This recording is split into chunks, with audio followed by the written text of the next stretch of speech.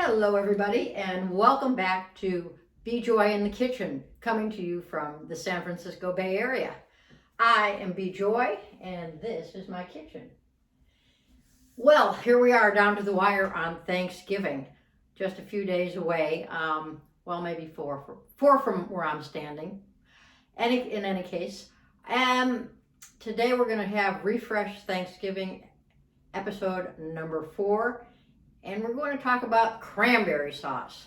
So cranberry sauce, remember when cranberry sauce for Thanksgiving came in a can that said Ocean Spray on it?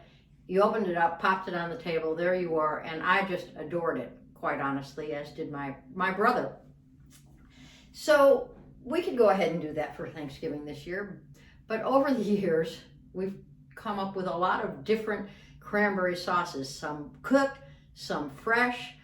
My one-time favorite that I was the only one in the family that liked was from NPR Susan Stamberg's mother, and that had sour cream and horseradish in it, and then you'd freeze it and then you'd thaw it, and I thought it was yummy, and I was wondering most years why I was the only one who ate it.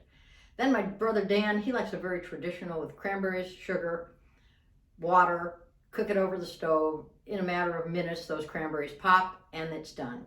Well, this year, maybe a few years ago, maybe more than a few, my friend Marcy, lives up in Flagstaff, Arizona, sent me a recipe for a fresh cranberry clementine relish. And so I thought I would do that for you all today. I really love this. It's really fresh, not cooked, just barely sweet because it only gets sweetened with a little bit of honey. So let's go ahead and get started on that. We're going to need 2, I'm going to call it generous cups of cranberries, fresh cranberries that have been washed and rinsed. And then we've got here 3, I don't want to mispronounce their name, some satsumas. So these are satsumas. They're the same thing as a clementine, same thing as a mandarin in flavor, and they just differ sometimes in size. Some are a little sweeter, some are not. This is what we happen to have in my neck of the woods this time of year. They're just starting to come out at the farmer's market. Soon there'll be the mandarins as well. So we're going to start with these, and we're going to take 3 of them. And nope, we're not going to peel them. We're not going to do anything except cut them into chunks and throw them in the food processor, skin and all. I really wanted to use an orange from my tree out back. However, first of all, they're not quite ripe yet.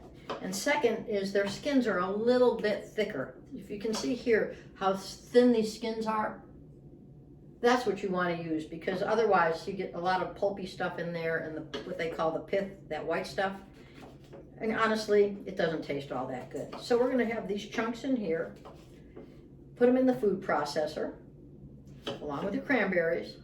I just cut the little tops off because I didn't want any stems going in there. Got that. Then I've got a 1/3 of a cup of toasted nuts. I just toasted them over on my stove here in a pan. Remember I told you last week, I think we used some nuts last week. These are pecans. Be very, very careful. Do not walk away from the stove or out of the kitchen when you are toasting nuts, because they can become burnt nuts really quickly. All right, so we've got these guys. Look at that. 3 simple ingredients so far. We're going to take that. Earmuffs on, please. Cover your ears. We're going to have a little bit of a pulse. And I'm going to turn this just this way so I have a little more control on my pulse.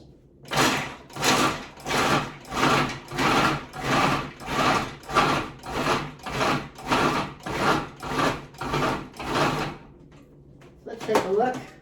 We're looking good. I'm going to do one more.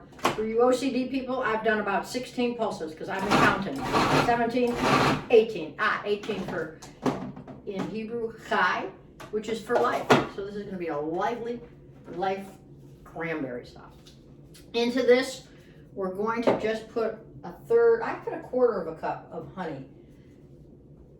And I'm going to put it in with, I don't know if you guys can see my spatula or not. It says, "Be joyful" on it. A friend of mine sent this to me this week. In fact, she sent me 3 of them. My friend and fan Titi, and she said she found these at Bash's in the Phoenix area, and she just couldn't resist. It says, "Be joyful." I just think it's fantastic. Thank you, Titi. Call out to you for that. And just put that in there. And I'm going to just take this and actually stir it around. I'm going to take out my blade so I don't hurt anybody or hurt my new spatula. In fact, I'm just going to whirl that around in here and throw in just a pinch of salt. There's my pinch right there. Pinch. I used a pinch of flaky sea salt. Brings out the flavor. You know, if you got a bunch of MSG hanging around, you could use that too. I'm only kidding. All right, so I got that all twirled around, and I'm going to put that in my serving dish and put it in the refrigerator covered until Thursday, Thanksgiving. Let's get that in here. And this is just, I'm telling you, I love this. Thank you, Marcy. I just love this. Her original recipe did call for sugar. I substituted honey. I will be honest about that. And I'm going to serve this up in an antique bowl. I said to Arlene this morning, honey, is this your mother's? Is this my mother's? She goes, I don't know, it's somebody's grandmother's. So this is a beautiful cut glass bowl I have here. And there is your cranberry orange relish to accompany all the other refresh recipes that will end up on your Thanksgiving table this year. I know most of our tables are going to be very small. If not, they may be outdoors and masked. I am wishing you this week to be joy in your own kitchen. Be grateful this week, a great week of gratitude, because we know at the end of the day, we all have a lot to be grateful for. Everybody's is different, but I know that we all have a lot of gratitude in our hearts. Stay safe, stay healthy, and we'll see you next time. Thanks.